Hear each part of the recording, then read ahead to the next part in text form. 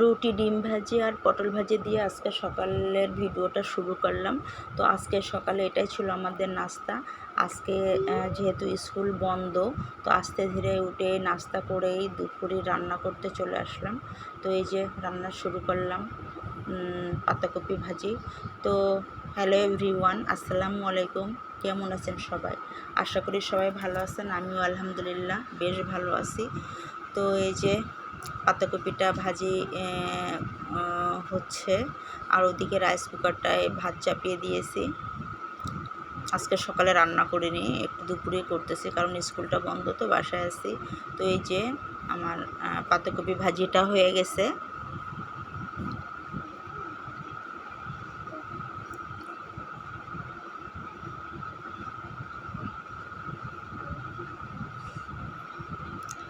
এই যে ভাতটাও হয়ে গেছে। তো এই যে পুকুরির মাছ, এটা পুকুরির মাছ ছিল, এটা ভেজে নিলাম।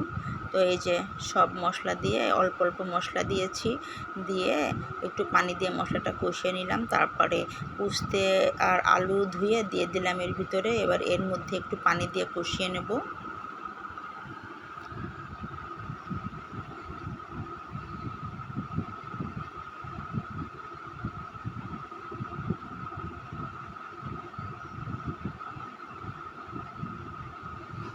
এই যে উস্তে আলুর কষানোটা হয়েছে, কিন্তু আলু উস্তে পুরোপুরি সিদ্ধ হয়নি, 50% সিদ্ধ হয়েছে। তো এই জন্য একটু বেশি করে পানি দিয়ে দিলাম।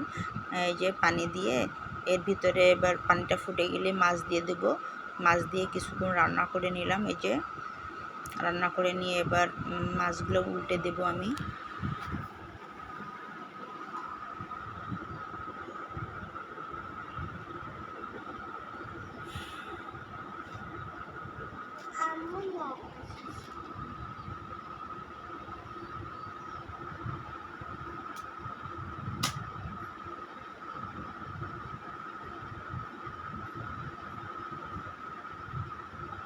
তো এই যে আমার মাছগুলো উল্টে দেওয়ার পর আর অল্প একটু রান্না করলে আমার রান্নাটা শেষ হয়ে যাবে।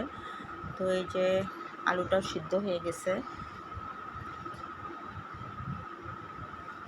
এই যে আমার রান্নাটা অলমোস্ট কমপ্লিট হয়েছে। তো এই যে হয়ে গেল আমার রান্নাটা। তো এখন কিছু থালাবাটি হয়েছে, এগুলো ধুয়ে এই জায়গাটা মুছে পরিষ্কার করে নিলাম। এখন মেয়েকে গোসল দিব, আমিও গোসল করব, করে মেয়েকে খাওয়া দিব। তো এই যে সে ল্যাপটপের কার্টুন দেখে খেতে বসছে। এই যে আমি খাওয়াই দিচ্ছি। সে নিজে হাতে খেতে দিলে ফাঁকি দেয়, একদম খেতে চায় না। এই জন্য আমার একটু কষ্ট হলে খাওয়াই দিই। তো এই যে খেয়ে নিচ্ছে, খেয়ে একটু ঘুমাইলে ঘুমাবে, না হলে পড়তে বসবে।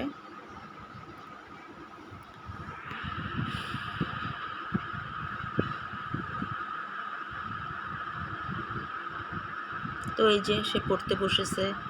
তো আমার এই ছোট্ট ভিডিও আপনাদের যদি ভালো লাগে তাহলে পাশে থাকবেন, সাবস্ক্রাইব করবেন। আল্লাহ হাফেজ সবাইকে।